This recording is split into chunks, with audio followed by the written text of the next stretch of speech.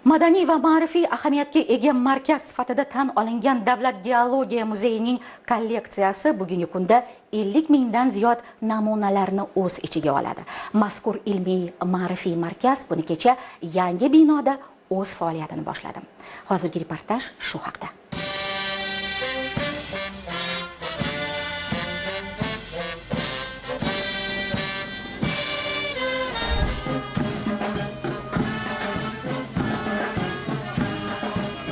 Muzey eksponatlar tanishlari uchun taklif etamiz. Marhamat.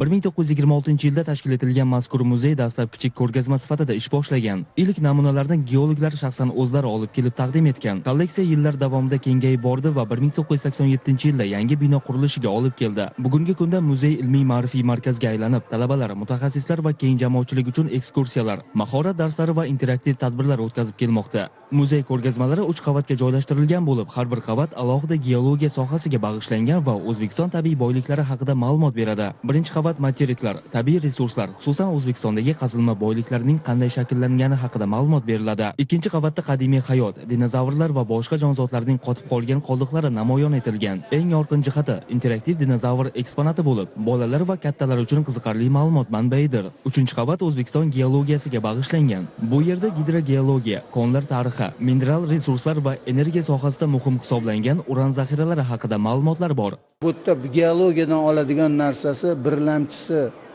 galaktikani paydo bo'lishi, quyosh sistemasini paydo bo'lishi, yerni paydo bo'lishidan olib, yer qanaqa bo'lgan, yoshi nechida, quruq gap emas, mana hammasi fanga asoslanib, O'zbekiston qanaqa bo'lgan, birinchi hayot qayerda bo'ldi. Endi mana hozir turgan joyimiz, bu yerda olib kelayotgan narsamiz nima bo'lyapti?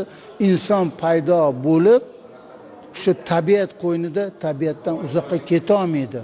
Sababi inson tabiatniki, tabiat insonniki. Bu muzeyda yurtimizda mavjud foydali qazilmalarning turlari, yirik metallurgiya korxonalaridan olingan namunalar bilan birgalikda hozirgi kunda yurtimizda ushbu sohada erishilayotgan yutuqlar ham o'z aksini topgan. O'ylaymizki, bu geologiya muzeyi nafaqat bu eksponatlar yoki tashrif buyuruvchilarga bir qiziqarli ko'rgazmalar bilan, balki bu yoshlarni geologiya sohasiga bo'lgan qiziqishini orttirishga, geologiya sohasida ilm-fan yutuqlarini ko'rsatish bir maydonchasi sifatida o'zini ko'rsatadi.